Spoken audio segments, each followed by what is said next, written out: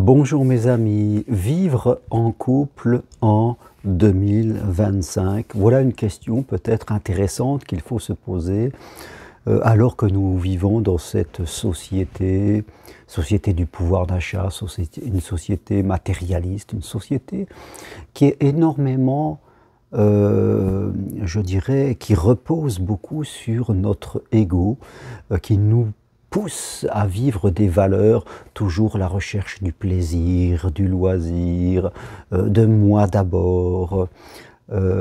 Et je dirais que la vie sentimentale, eh bien, est aussi touchée par ce phénomène. Le phénomène, je dirais, des droits avant les devoirs. Et à force d'accompagner des personnes dans leur vie sentimentale, et surtout des jeunes, et d'observer même, je dirais, mes propres enfants et les amis de mes propres enfants, c'est-à-dire des personnes qui ont entre 20 et 35 ans, je m'aperçois de la difficulté qu'ils ont pour construire un couple sur la durée. Et aujourd'hui, c'est comme si la notion de couple, et derrière la notion de couple, la notion de famille, et ces deux notions, couple et après famille, avoir des enfants, traverser, les élever, les faire grandir, eh bien tout cela est aujourd'hui attaqué de toutes parts, attaqué par les notions d'ego. Derrière l'ego, il y a égoïsme, c'est-à-dire je pense à moi, je pense à mon confort, je pense à mon plaisir, je pense à recevoir avant de donner. Je suis très centré sur mes attentes. Voilà, avoir des attentes, c'est espérer que l'autre soit d'une certaine façon, nous apporte certaines choses et que si c'est le cas, peut-être que j'irai avec lui, je m'engagerai peut-être, et si ce n'est pas le cas, eh bien je laisserai tomber. Et si c'est le cas au début, et si tout d'un coup ça s'arrête, ou c'est un petit peu moins bien, eh bien j'arrêterai tout de suite, je quitterai, toujours pour aller à la recherche de mieux. La quête de toujours chercher mieux, qui fait que beaucoup de gens aujourd'hui, qu'ils soient jeunes, mais aussi chez les moins jeunes, chez les cinquantenaires, des soixantenaires, toujours sa quête de mieux eh bien, fait que des gens restent seuls, tout simplement. Il est passé le temps un petit peu où, dans les anciennes valeurs, parce que vivre à deux, c'est s'engager dans des valeurs. Et non pas voir l'autre comme une chose, c'est-à-dire comme quelqu'un qui doit nous apporter quelque chose et que si on l'a, on va redonner.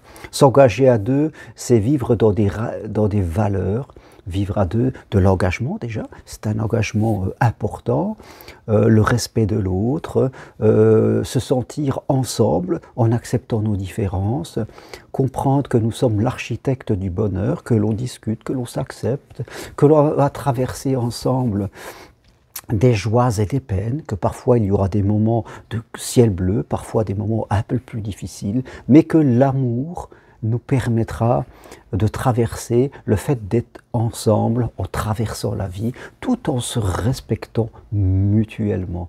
Je crois que cette notion d'engagement qui peut paraître désuet, parfois quand on voyait avant Internet, eh bien cette notion de mariage, de vouloir vraiment durer, de construire une famille avec des enfants. Oui, avoir des enfants, c'est la chose la plus merveilleuse au monde. C'est fatigant, mais on accepte cela, on accepte cette fatigue parce que l'amour nous donnera la force de traverser tout ça.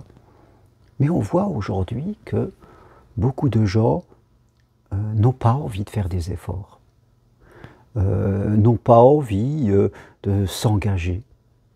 Ils s'arrêtent dès que ça devienne un peu contraignant. Ils veulent un amour sur mesure, un amour sans difficulté. Une personne qui s'adapte à ce que je suis, et qui s'adapte à ce que je suis quand j'en ai besoin, en fonction de mes besoins. Il y a beaucoup d'exigences, beaucoup de rigidité, je dirais. Et faites compte, les relations ne durent pas. Au début, c'est beau, et au premier nuage, on s'interroge, et au deuxième nuage, eh bien, on se quitte. Et puis, on part à la recherche de différents, de mieux. Mais on trouvera sur notre chemin toujours des gens qui eh bien, qui ont des forces, mais qui ont des vulnérabilités, qui ont une vie, qui ont des blessures, qui ont des bosses, comme nous. Et ça nous dérange. Alors on retourne, voilà Internet.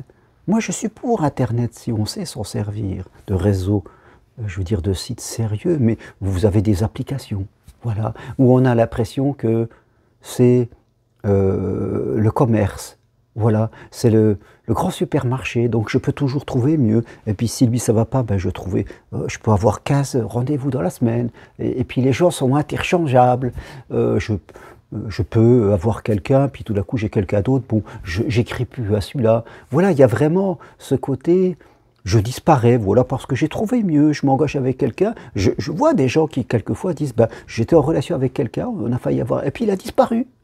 Il a disparu.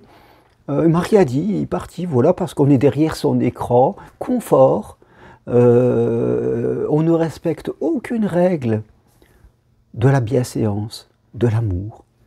Et puis voilà, on picore. Mais tout ça nous revient dans les dents. Si nous avons des comportements médiocres, il ne faut pas croire, le Dieu de l'amour le voit. Il ne faut pas croire que derrière notre écran, notre téléphone ou notre ordinateur, on se permet n'importe quoi et qu'on va être récompensé en attirant la personne de notre vie. Ça n'existe pas. Si nous vivons de manière trop égoïste et qu'au premier problème, nous nous arrêtons, et que si nous ne voulons pas avoir de problème, nous voulons avoir un petit peu de contrainte, mais c'est tout. Pas trop, sinon ça ne m'intéresse pas. Moi, je veux du loisir, je veux du plaisir. L'autre est une chose, l'autre est un jouet que je prends quand j'en ai envie, et puis quand j'ai envie de faire des trucs plutôt à moi, je le fais à moi. Donc, je viens d'avoir un passeport pour la solitude. Parce que jamais je vais dire, je ne pourrais construire une vraie relation. Parce que je n'ai pas le cœur assez grand. Je suis piloté par mon ego. Alors je crois qu'il faut faire attention et remettre en question toute cette vision que l'on a de l'amour en 2025, parce que la famille derrière les enfants subissent les conséquences avec des divorces qui parfois sont un peu injustifiés, précipités, des séparations. Et puis on laisse les gosses se démerder, à comprendre par eux-mêmes qu'est-ce que c'est vivre à deux, parce que nous-mêmes, ben, on se sépare, et puis on s'occupe des gosses. Voilà. Je ne dis pas, moi-même j'ai divorcé, ça peut arriver. Mais on s'interroge, on n'a pas envie de recommencer éternellement cette chose-là. Et on fait attention. Avoir un enfant, c'est quelque chose d'important. Et si c'est l'enfant de l'autre, c'est important, même si ce n'est pas le mien. Parce que les enfants sont ceux qui perdureront après nous. Et donc, même si c'est les enfants de l'autre, il faut apprendre à les aimer, comme si c'était les nôtres. C'est important. L'amour, le grand amour, est exigeant. Il nous demande d'avoir des grands comportements. Si nous ne voulons pas avoir ces comportements et que nous arrivons dans l'amour de manière trop égoïste, eh bien, nous en subirons les conséquences, nous vivrons des amours médiocres et qui ne dureront pas. Si vous souhaitez vivre un grand amour, en 2025, il va falloir hausser votre niveau personnel.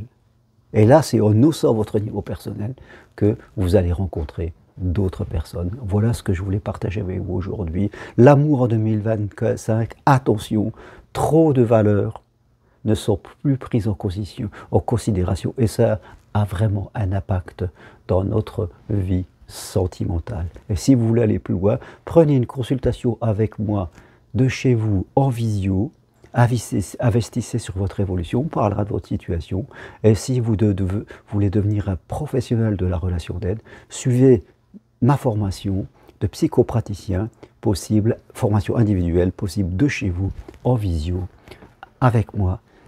Des infos sur mon site germainrocari.com. Voilà. N'hésitez pas à mettre des commentaires, appuyez sur j'aime, ça fait vivre ma chaîne. Vraiment, prenez le temps et je vous en remercie d'avance. Au revoir.